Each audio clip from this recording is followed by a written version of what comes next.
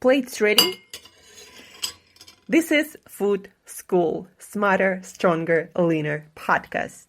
Want to feel amazing, love the way you look in the mirror, and perform your absolute best in the gym, at work, and in life? You're definitely in the right place. Food, it's you. It builds every single cell of you. And if there is one thing every human being must master, it's food. Because at the very least, eating, you do it every day, several times a day, every single day. You might as well get good at it. I'm your host, Shurina from Create Yourself That Today, your personal nutritionist and plate watcher, your diet guide and explorer, your fat loss coach and food inspector. And just someone with a lot of passion and obsession and curiosity for healthy food, healthy diets, nutrition, optimized human performance, everything and absolutely anything you put in your grocery shopping cart, your fridge, on your plate, and in your mouth. It's my business. Food School, on a mission to help you eat better daily. It's the last time I talk about food. It's the last time I talk about food. Hey guys, and welcome back to another episode of Food School Smarter, Stronger, Leaner podcast. Today is Monday, everyone, and did you do your meal prep? I hope you did.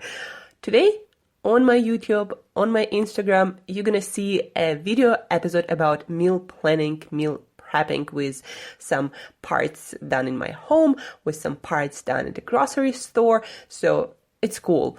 Check it out and do meal plan like a pro to bulletproof your health this week. This week, it's Monday. I really wish you a lot of health, a lot of energy, a lot of fitness to crush every single goal on your list to the best of your ability 100%. And today, as a Monday's leadership or motivation episode, we'll talk about my new hobby that I've been doing for months now, and it's flying. It's actually exactly that. It's flying, but it's inside flying or indoor skydiving. iFly, that's the company that does it in US and a lot of other countries. There are probably a lot of other companies who do the same kind of setups. It's basically a building where they have the special equipment designed to produce these winds in what it's called wind tunnel, and it's like a tube with a lot of wind that the operator can control the speed, and he can turn it on or turn it off, and then you wear this suit kind of like astronaut. I mean, at least for me, that reminds me of that. Or maybe also like a skydiver who goes and jumps out of the airplane. So you wear the suit and then you get inside, they turn on the wind, you have your instructor there usually, and then you start floating in the air. And then you start learning how to do different tricks, like how to, fly in place, how to go up, how to go down, how to turn, how to do flips, and all kinds of crazy shit. Of course, first you start with the basics. And so for right now, I'm just mastering staying stable and holding my position. And then also I started to master forward and backward movements, side to side, and then turns, and then getting on this wind by myself and standing back by myself. So a lot of fun stuff. And the reason why I wanted to tell you about that is because this is a really cool tool for self-development, self-growth, and learning things about yourself and about life too. So how is that so? For example, when you're in that wind tunnel and you do different tricks, you very fast start learning things about your personality and the way you do things, the way your nervous system reacts to things. So for me, I tend to do things and try things fast, and I tend to fail fast. And in that wind tunnel, that really, mirrors back to me. So when I do something, when I try to or attempt to do any trick, I do it fast. I do it with that, fast motion, usually a lot of times with this huge, big movement. And then a lot of times, I will be thrown either up or down or back or to the side, and I bump into walls all the time. And so a lot of those tricks require sudden, slow movements in order for you to be able to do the trick, but not to spin out of control and, fly all the way up or all the way down or on your instructor or into the wall with speed. You wear the suit and there is a lot of wind. It's really hard to actually to get an injury or to hurt yourself, but still. You don't necessarily want to fly all the way down from all the way up at top speed, right? So in order to not do that, you got to do movements slowly, and you got to a lot of times adjust your movement just like 1 degree, or make really, really small movement by your hand or by your leg without necessarily moving other parts of your body a lot. And it taught me that there is in life such thing as, you got to do something slowly and you got to do them carefully in order for them to work and in order for you not to fail. And sometimes you got to learn things slow and then you can speed up, but sometimes things just don't work unless you do them slow, unless you do them carefully. So that teaches me about those characteristics of my personality, doing things fast, not necessarily as careful as you're supposed to do that, especially, when you first attempt to do them. But then, of course, the good part about that is you learn fast that you cannot do that and you want to do something differently in order to succeed. So it teaches you to embrace and engage different kinds of your personality, the ones that might not come to you as naturally and as easy, but the ones that you need to develop if you want to be that well-rounded person and react differently in different situations in life to get the results you want to get. So that's, again, an amazing tool of self-discovery. But then also I learned then that I have this thing, I might do things fast, but I tend to not do things forcefully enough or with more strength, more power. And a lot of times in life, things require more of a push. Like, for example, when you give birth to a baby, right? You cannot just sit there. You gotta push. Otherwise, there are consequences. So you gotta either push it all the way or, just not get pregnant in the first place.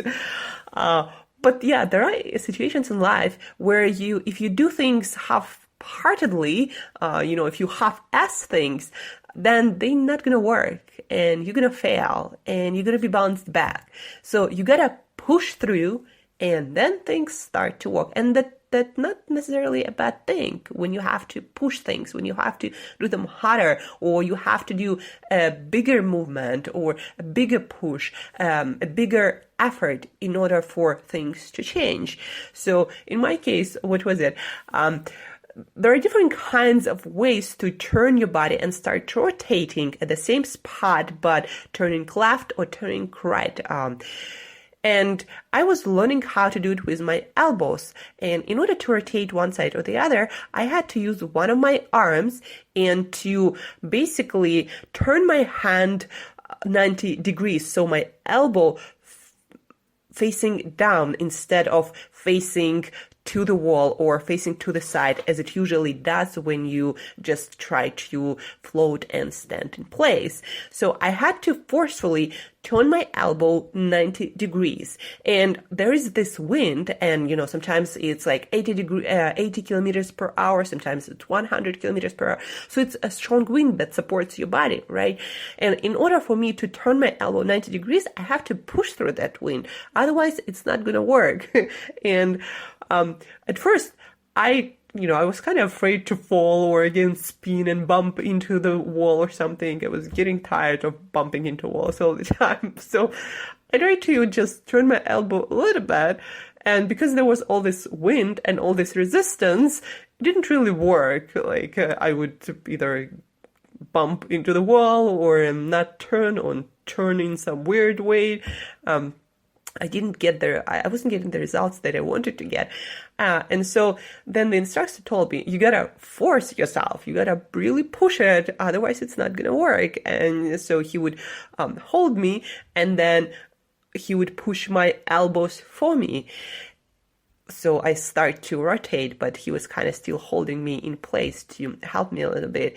And then once I understood that I had to actually push myself, push my elbow. So I pushed it and I started turning like magic.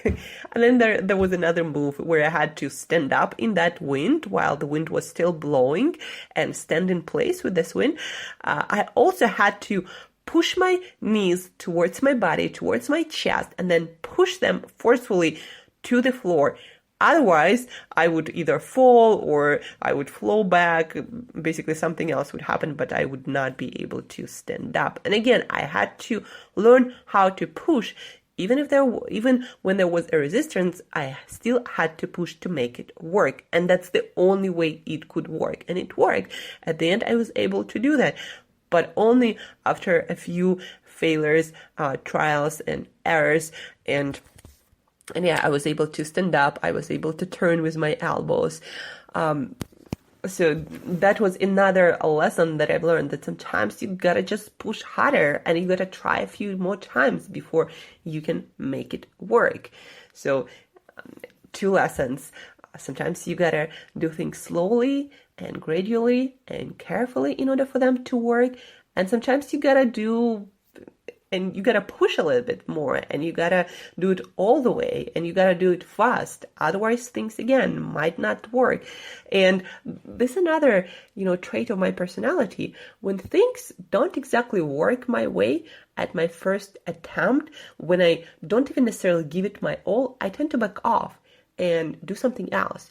And right now in my entrepreneurial journey, building this online health school, I need to push. There are obstacles and things don't always go my way, and there are not always all the resources there available when I want them to be available. But I still need to find a way, and don't take it as a sign that, maybe I should do something else. No, sometimes in life, very often in life actually, to give birth to your ideas or your ventures, anything in life, a lot of times you will find and face resistance, and that's just how life works. In order to give birth to a baby, you gotta push, and it's painful. But if you want new life to happen, that's what you gotta do. It's not easy, but that's what you gotta do. So a lot of times in life, to give birth to our ideas, we gotta do the same thing. We gotta push. Even when there is resistance, we still gotta push and make it happen. And sometimes we gotta move things slowly. Sometimes we gotta move things really fast and forcefully, and we gotta learn how to do that. And the third lesson that is more about life, not about my personality, is that sometimes you gotta do different things for things to work differently or to get the same results. What do I mean by that? So turning right, turning left in that wind tunnel, you can do it several ways. So one way is to turn your hands only. So your palms, your hands. And then the other way is to use your elbows. One way you end up you can turn really slowly when you only turn your hands. And then when you push your elbow all the way 90 degrees, that's when you start to rotate really fast. But then also you can stop yourself fast when you put your elbow back up. And so what it taught me is there are different ways to get to the same place, basically start turning, right? But then some ways might allow you to go slower and to adjust a little bit better. And then other ways will allow you to go fast and maybe jump through a lot of obstacles you can end up having when you move slowly. So there is no right or wrong way necessarily. You end up turning both ways, but depending on what you want exactly and depending on what works for you, your personality better, you might try different things. So sometimes you do need to go fast, but sometimes you do need to go slow. And sometimes you need more control over how over your trajectory, over how much control you have over your turns.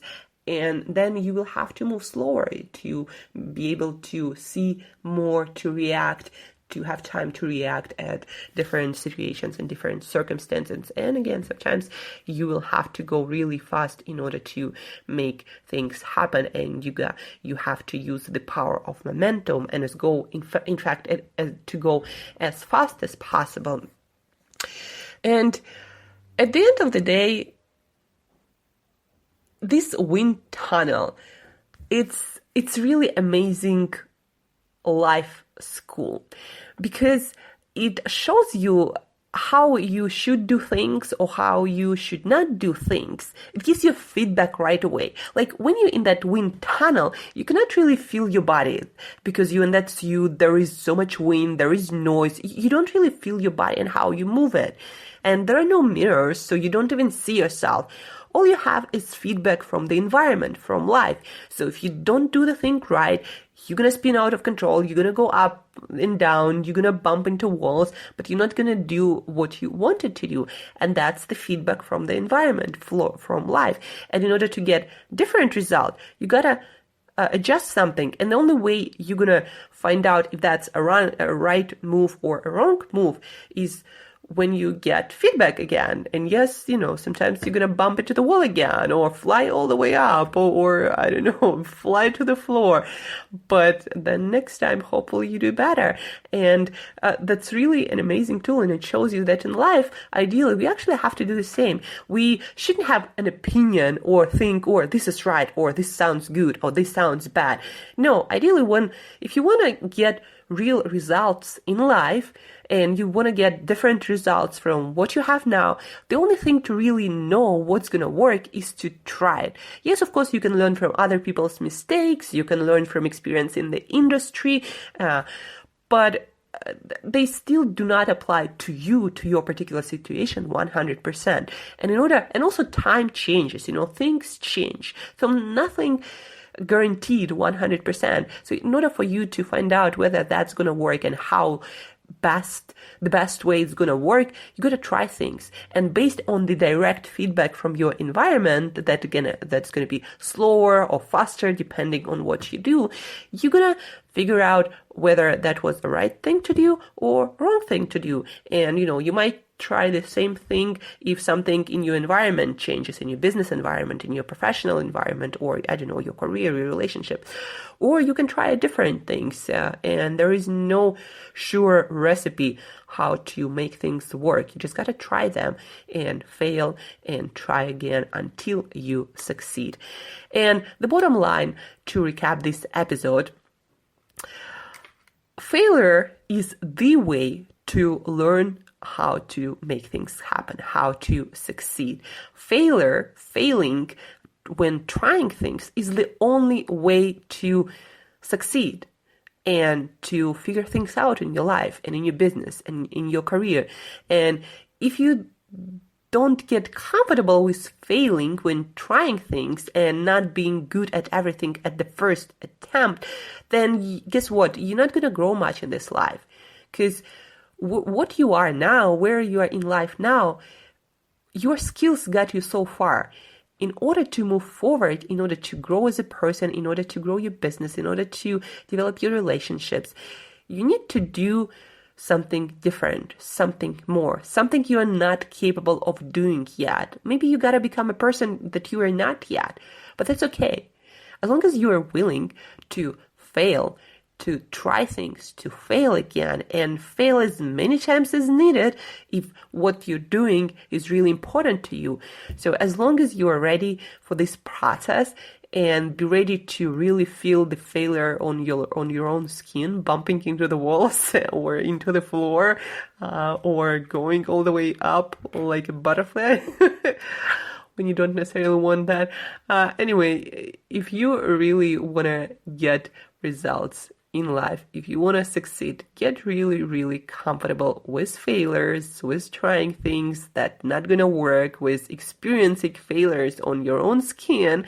A lot of times in real life, there are no second chances. There is no protection like in a wind tunnel where you can really hurt yourself, and you can really hurt yourself in life.